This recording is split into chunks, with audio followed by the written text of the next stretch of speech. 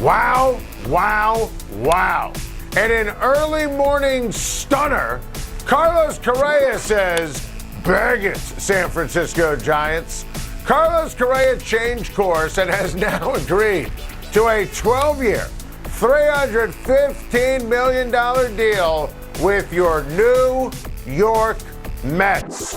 Wow, wow, wow, wow. And Carlos Correa is a great player. Carlos Correa is a star. And we'll get to this from a Met perspective in a second, but first of all, if you're a San Francisco Giants fan, you dodged one here. I love Carlos Correa. I love Carlos Correa with the Mets. I love him at third base. But this contract, as we said when we thought he was going to San Francisco, never made any sense. Carlos Correa is not a shortstop as he turns 30. He has a bad back.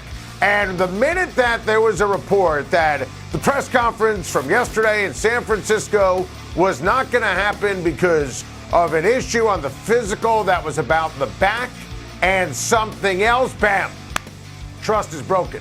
There's no coming back from that. So if you're Scott Boras, if you're Carlos Correa, you're saying, I don't want to be in San Francisco. And remember, for the Giants, my whole take was it never made any sense. You want to sign Aaron Judge. He grew up in the Bay Area. That's fine. That's a big ticket item. That's Barry Bonds or Buster Posey in terms of someone who's going to be big at the box office, a marquee attraction in San Francisco. But Carlos Correa, no one was buying a Carlos Correa jersey. Plus, wasn't going to help you in terms of wins and losses. Dodgers, Padres, better in the division. Mets and Phillies and Braves and Cardinals, better in the National League. It was an awful fit, and it made no sense. And it's like they were watching Time to Shine, and they just kept playing it on loop. Because honestly, I don't believe here that Carlos Correa failed the physical. Other teams besides the Mets wanted him. I think San Francisco rightly realized this is a terrible deal for us. Fans don't want him. We don't really want him. So let's find a way to get out of it before we sign him and introduce him. So he's no longer in San Francisco. Carlos Correa is going to the Mets. And this is unbelievable if you're a Mets fan. And here's what Steve Cohen does. He spends and he spends and then he spends some more. Money.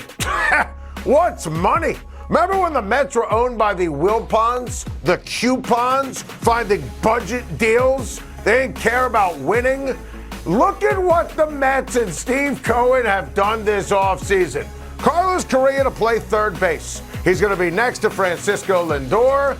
This is awesome. And look at the gobs of cash and all these moves. They're great moves. Is Brandon Nimmo worth $162 million? Hell no. But he's a really good player. I mean, that's what matters here. Timmy Trumpet's happy. Edwin Diaz is back. Justin Verlander's great. Senga Quintana. These are great moves. And the Mets lineup? Is this the National League All-Star team? Not to mention, obviously, that rotation. And Alvarez is an unbelievable young catcher. I mean, this is awesome. This is inspiring. And how about Jacob deGrom? He took the money from the Rangers, had an introductory news conference and said, well, now I'm going to be happy with the Rangers because that's a team in the business of going to the World Series and winning it, which was obviously laughable. And we ripped Jacob deGrom for that. But there's no team in baseball right now more committed to winning than the Mets. That has never been said about the Mets. We've always been critical in the past with the Wilpon family, where you owned a team in market number one, the New York Mets, a marquee franchise, and you acted like you owned the baseball team in Timbuktu. And I got to give Rob Manfred credit because they put an emphasis here on winning the division. Phillies are great. Braves, even losing Dansby Swanson, they're still a great team. They have a juggernaut of an organization. Steve Cohen spent big even before Carlos Correa. Saw an opportunity to go for the brass ring, go for the perfect move. This is where Carlos Correa should have been in the first place, playing third base for the Mets. What a tremendous time to be a Mets fan. The Mets, bar none, are the best team in baseball. Incredibly sad news from the football world as legendary Steelers running back Franco has passed away. Known most famously for the Immaculate Reception, Harris put together a Hall of Fame career that spanned 13 years and included 4 Super Bowl wins, a Super Bowl MVP, 3 All-Pro selections, and over 12,000 rushing yards. Enshrined in the Pro Football Hall of Fame in 1990, Franco Harris was the epitome of class. Franco Harris did a lot of great things after he retired in Pittsburgh, a lot of great charity work. He embodied the heart and soul of what Pittsburgh is all about. And I have to tell you, this news this morning rocked me. I heard Franco Harris yesterday with Christopher Mad Dog Russo on Mad Dog Sports Radio. The 50-year anniversary of that catch, the Immaculate Reception, the 50-year anniversary is Friday. They're retiring Franco Harris's uniform number Saturday when the Steelers play the Raiders on Christmas Eve. And when the NFL schedule came out, to me, that was one of the most anticipated games because it was going to be the Steelers and the Raiders and the 50-year anniversary of the Immaculate Reception. I talked to Franco Harris on my podcast last year. I can't believe he passed away. One of my favorite things always on Radio Row for all the years going to the Super Bowl, sitting down and talking to Franco Harris about his time at Penn State and then going to the Pittsburgh Steelers. And yes, he caught the Immaculate Reception and his place in history and Franco's Italian Army, and Frank Sinatra wanted to be part of it, and the great memories with Terry Bradshaw. I once interviewed Franco Harris and Terry Bradshaw together, and Chuck Noll and the incredible defense and the dynasty and that connection with Pittsburgh, the connection with the Steelers fans. This news absolutely rocked me this morning. I am so sad for all of the great Steelers fans, for Franco Harris's family, for Franco Harris's friends. Franco Harris, NFL Hall of Famer, was 72 years old. Needless to say, my New York Knicks are absolutely legit.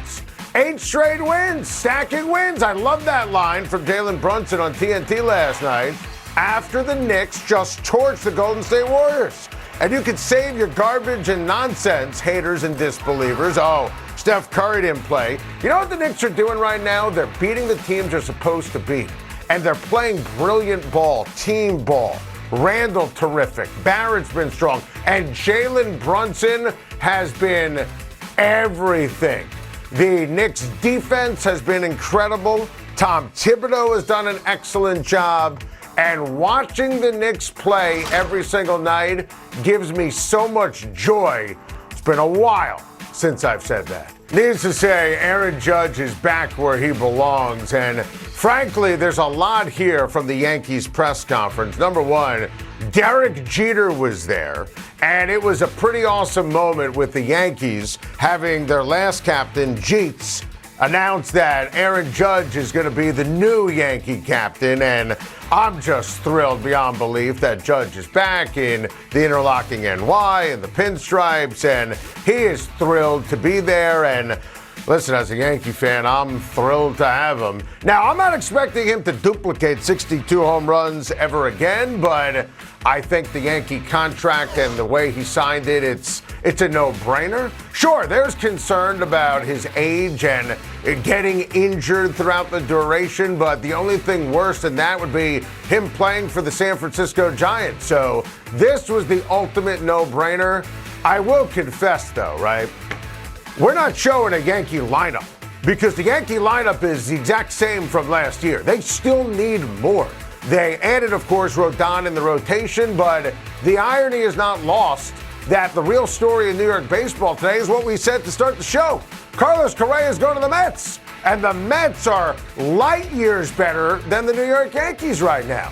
Yankees having Aaron Judge as the captain, every Yankee fan like me could take a breath, because there was that moment when John Heyman had that fake report where you felt like you lost him to San Francisco, and it was pure pain and agony. So today is a great day for the Yankees. Judge is back. Judge is the captain.